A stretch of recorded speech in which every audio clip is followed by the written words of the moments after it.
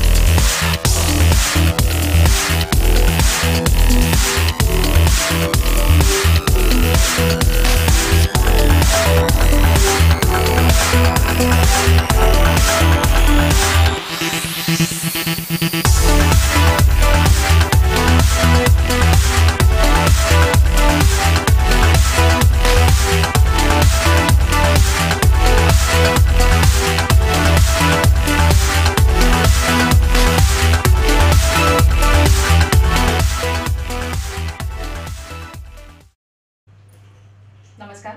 मी Maharashtra online news मध्ये आपलं स्वागत.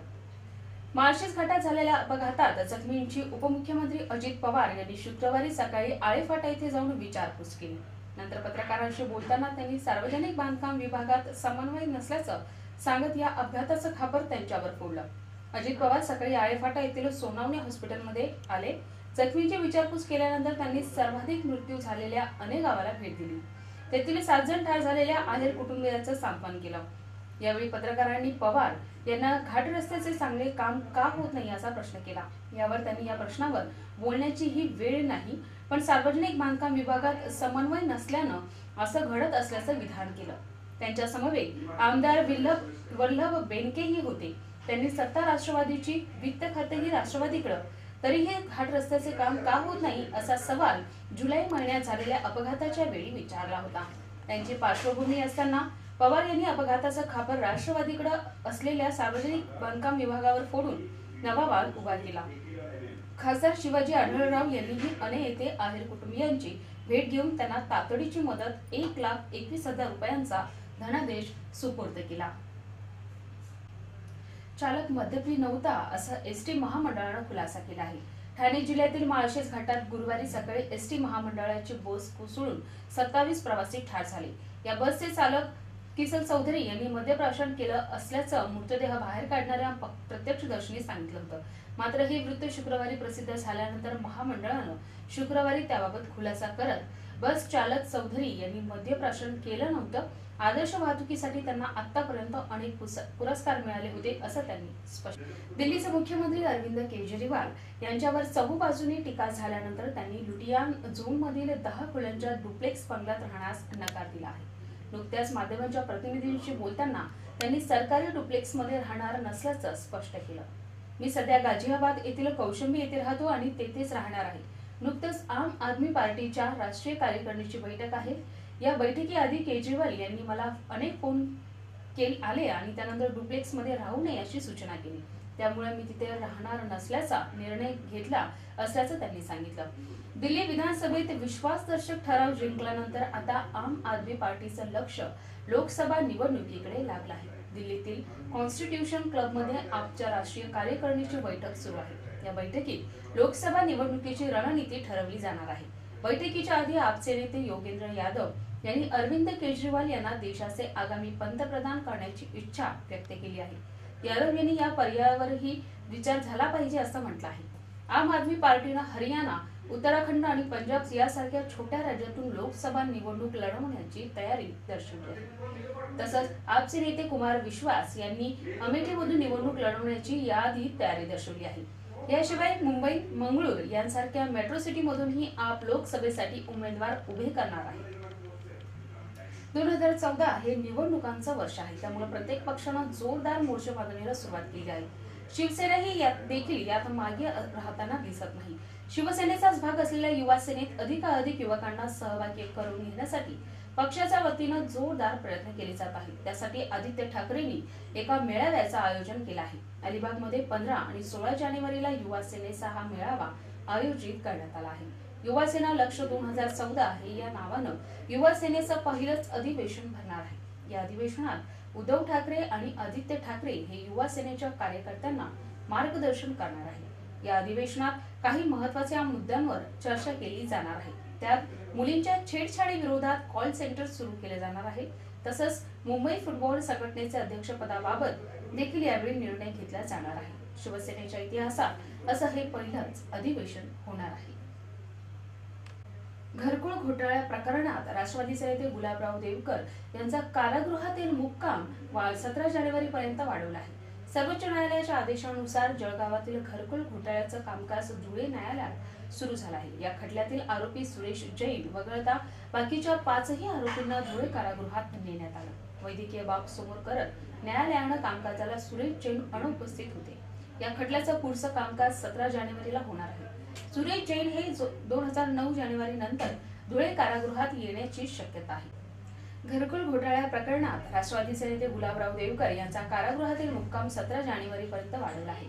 सर्वोच्च न्यायालयाच्या आदेशानुसार जळगावातील घरकुल घोटाळ्याचं कामकाज धुळे न्यायालयात सुरू झालं आहे। या खटल्यातील आरोपी सुरेश जैन वगळता बाकीच्या 5ही आरोपींना धुळे कारागृहात नेण्यात आलं। वैद्यकीय बाब समोर करत न्यायालयानं कामकाजाला सुरेश जैन अनुपस्थित होते। या खटल्याचं पुढचं कामकाज 17 जानेवारीला होणार आहे। सुरेश जैन हे 9 जानेवारी नंतर धुळे कारागृहात येण्याची शक्यता आहे।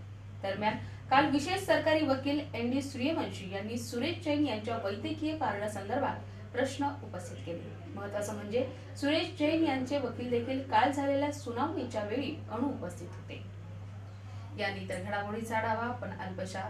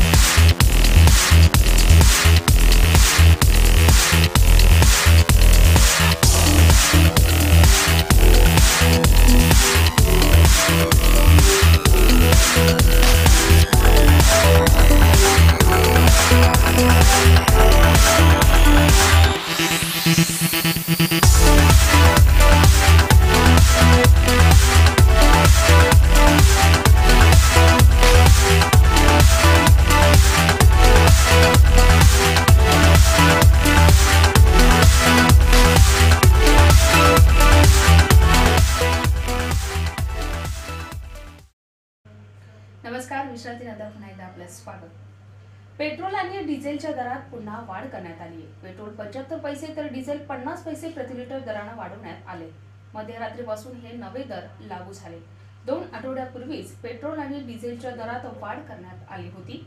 आंतरराष्ट्रीय बाजारात कच्च्या तेलाच्या वाढत्या किमती आणि डॉलरच्या तुलनेत रुपयाची होत असलेली घसरण या कारणामुळे ही दरवाढ झाल्याचं सांगण्यात येते. सध्याच्या दरवाढीमुळे नागरिकांमध्ये संताप आहे. सरकार पेट्रोल डिझेलचे दर वाढवून महागाईच्या आगीत तेल ओतत असल्याचं सांगत नागरिकांनी नाराजी व्यक्त केली आहे.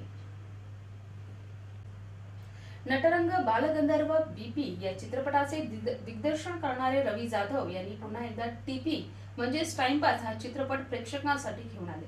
दगडू प्राजक्ताच्या प्रेम कहाणीतून दोन भिन्न संस्कारातून वाढलेल्या मुलांच्या मानसिकतेचं दिग्दर्शनानं नवीन समीकरण मांडलं आहे.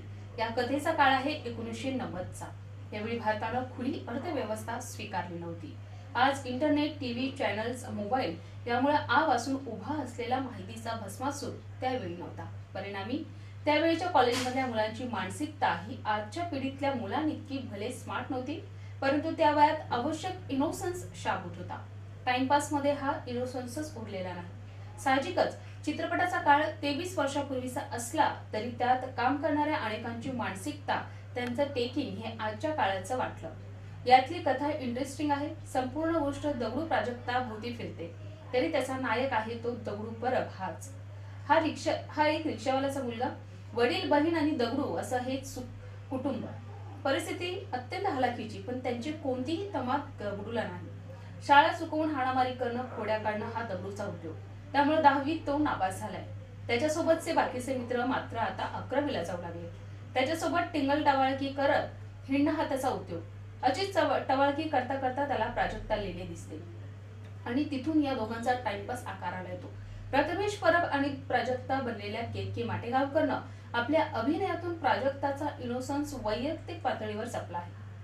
प्रथमेशचाही प्रामाणिकपणावर प्रयत्न दिसतो, परंतु त्यांच्या अभिनयातल्या मर्यादा वारंवार दिसतात. त्यांची भूमिका एक सुरी वाटते. यामध्ये वैभव मांगल्ये, भालचंद्र कदम, मेघना एरंडे यांनी आपापल्या भूमिकांचं चांगलं बेअरिंग पकडलं आहे. विशेष उल्लेख मांगले यांचा. सुरुवातीला त्यांचं व्यक्तिमत्व भडक वाटतं, परंतु पुढे त्या वृत्तीतला संयम ही अचूक पकडला आहे. यातली गाणी श्रवणीय आहेत, परंतु या सर्व गाण्यात दगडूसाठी आजच्या आघाडीच्या गायकांनी आवाज दिला आहे. हा प्रकार हास्यास्पद ठरतो. अशा वेळी चित्रपट पाहताना गाण्यांचाही कनेक्ट सुटतो.